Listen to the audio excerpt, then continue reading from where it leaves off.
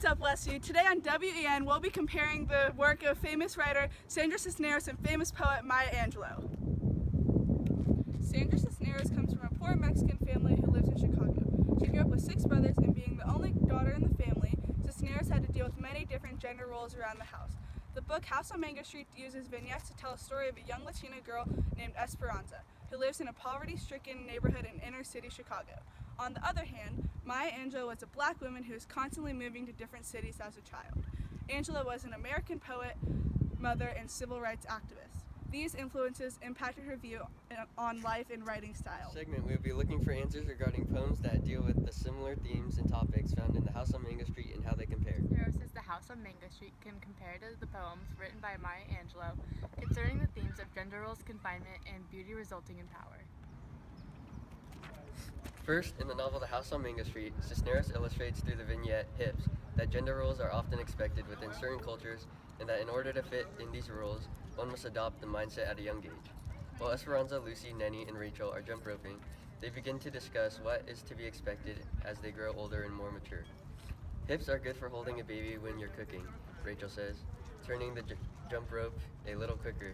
She has no imagination. You need them to dance, says Lucy. If you don't get them, you may turn into a man. Esperanza is being told that she will get hips one day, and that they will be useful for tasks of holding a baby while cooking. However, Esperanza feels that this is not right, even though her and the other girls are brought up to praise gender roles and learn from a young age that being treated differently than men is acceptable. Next, Maya Angelou lists the gender roles of women in her poem, Woman Work. I've got the children to tend, the clothes to mend, the floor to mop, the food to shop, then the chicken to fry, the baby to dry.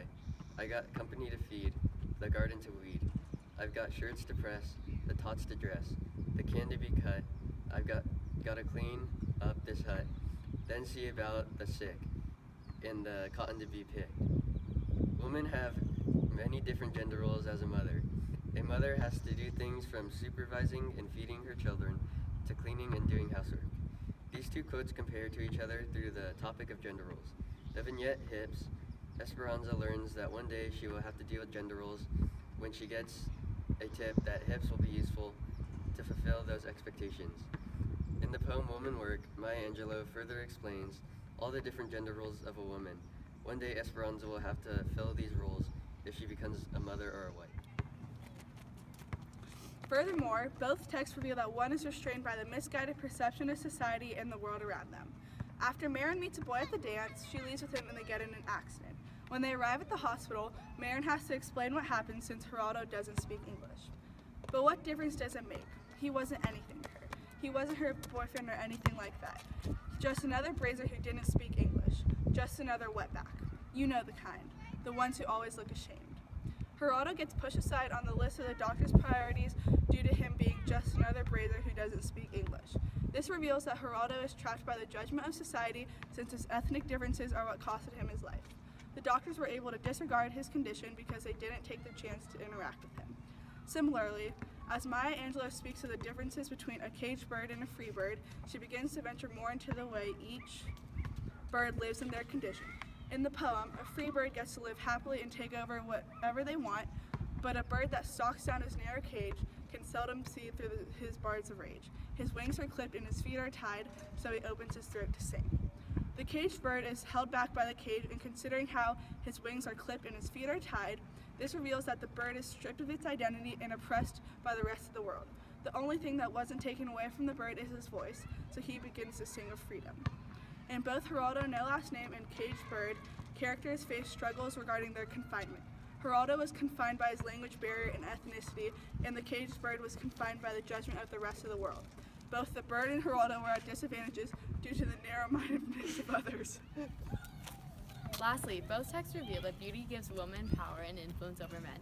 In the vignette, Beautiful and Cruel, Esperanza's mother speaks to Esperanza and explains that when she gets older, she will become more beautiful. However, Esperanza decided not to grow up tame like the others, who lay on their necks on the threshold, waiting for the ball and chain who is beautiful and cruel. She is the one who drives men crazy and laughs them all away. Her power is her own. She will not give it away. Esperanza aspires to be a bold woman who makes decisions for herself and doesn't rely on a man. She wishes to drive the men crazy and be beautiful and cruel, meaning that she wants to be sexual and desired by men. but at the same time retain power over men and have status in a relationship. Esperanza, wanting power to be her own, reveals that she craves to one day use her sexuality to gain influence over men. In comparison, the poem Phenomenal Woman by Maya Angelou expresses a similar theme. She wrote, "I walk into a room, just as cool as you please, and to a man the fellows stand or fall on their knees. They swarm around me, a hive of honeybees. I say, it's the fire in my eyes, the flash of my teeth, the swing of my waist, and the joy of my feet. I'm a woman, phenomenally, phenomenal woman. That's me." Maya seems to be a mystery to men, but believes her mystery is not esoteric, but rather clearly expressed in her body language, such as the fire in her eyes and the swing in her waist. The fact that Maya has men swarm around her like a hive of honeybees unveils how she uses her beauty to control men.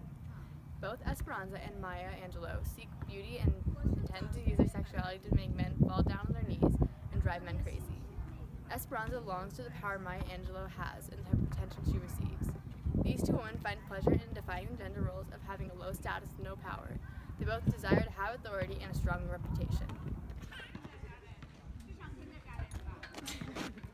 In conclusion, both Cisneros and Angelou face similar struggles, even though they come from different backgrounds. Each writer has a different muse for their writing, yet their work still reflects the problems faced regarding being held back by gender roles, being confined by the expectations and demands of society, and thinking that beauty is what gives them absolute power over men. After analyzing both The House on Mango Street and the poems by Angelou, we have come to the conclusion that Sandra Cisneros and Maya Angelou can connect with each other through their writing. Each piece of writing represents what happened in Cisneros' and Angelou's life, and they are very similar. Well, that's all we have for today's segment, and thanks for watching WEN!